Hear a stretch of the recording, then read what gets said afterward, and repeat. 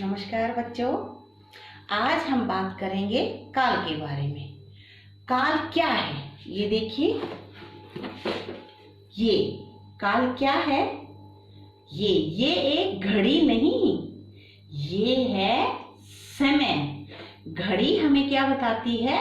समय के बारे में, कि कोई भी कार्य हमने कब किया, उस काम को हम कर चुके हैं, कर रहे हैं या करेंगे।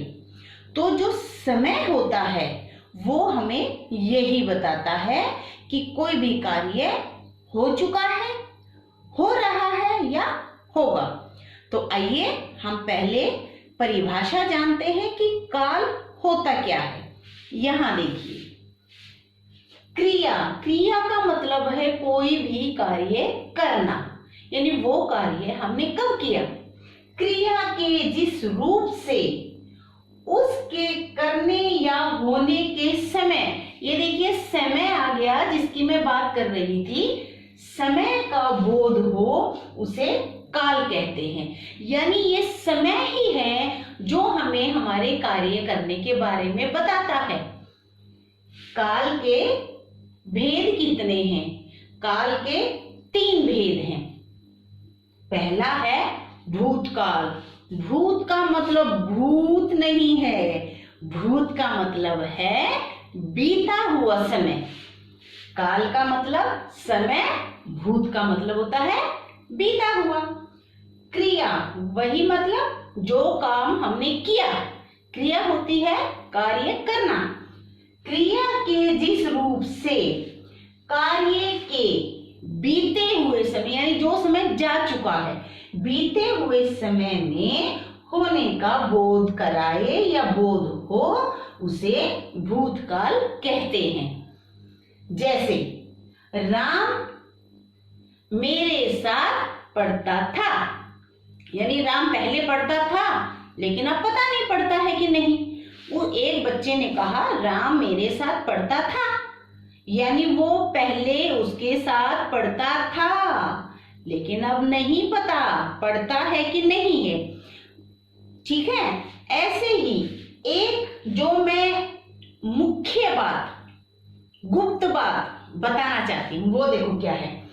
अधिकतर जो भूतकाल होता है उसके वाक्य के अंत में था, थे, थी आता है। अधिकतर उससे हमें पता चल जाता है कि पहले जो बात हो चुकी है हम उसके बारे में बात कर रहे हैं। दूसरा है हमारा वर्तमान काल। वर्तमान काल होता है जो समय अब चल रहा है। क्रिया के जिस रूप से कार्य के चल रहे समय के बारे में होने का बोध हो, उसे वर्तमान काल कहते हैं। जैसे अब उसने बताया राम मेरे साथ पढ़ता है। राम क्या करता है? अब पढ़ता है, वो अब बता रहा है ना। तो ये हुआ हमारा वर्तमान काल। और इसमें भी हमारी एक अलग सी पहचान है। वाक्य के अंत में है या हूं आता है। देखिए, राम मेरे साथ पढ़ता है, मैं खेलता हूं।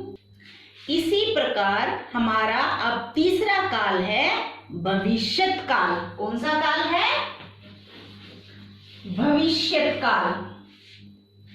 क्रिया के जिस रूप से कार्य के आने वाले समय में बोध हो, यानी कि जो कार्य होना है हमें पता नहीं है वो होगा या नहीं होगा, तो होने वाले समय का जो शब्द बोध कराते हैं वो क्या होता है? भविष्यत काल होता है। जैसे सेम वाक्य, राम मेरे साथ पढ़ेगा। उस बच्चे ने कहा राम मेरे साथ पढ़ेगा, लेकिन ये पक्का नहीं है कि वो पढ़ेगा कि नहीं पढ़ेगा। ये हमने एक अनुमान लगाया है, उसी से हमें पता चला कि राम मेरे साथ पढ़ेगा, लेकिन ये पक्का नहीं है कि वो पढ़ेगा कि नहीं पढ़ेगा। अब मर्जी ये राम की है। इन वाक्यों के अंत में भी गा, गे, गी आता है। जैसे मैं खाना खाऊंगी, तो क्या पता मैं खाऊंगी या नहीं भी खाऊं, ठीक है ना। तो ये हमें पता नहीं होता, यानी जो आने वाले समय में होगा हम उसके बारे में बात करते हैं।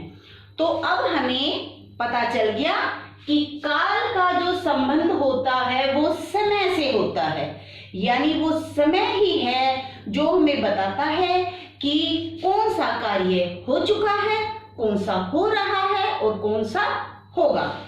इसके 3 भेद होते हैं, भूतकाल, वर्तमान काल और भविष्य काल। और बच्चों, इन अंत में आने वाले शब्दों का ध्यान जरूर रखना, इससे हमें बहुत अच्छी पहचान हो जाएगी तीनों काल के बारे में। हम वाक्य को पढ़कर बहुत ही आसानी से ढूंढ सकते हैं कि ये भूतकाल है, वर्तमान काल है या भविष्य काल है।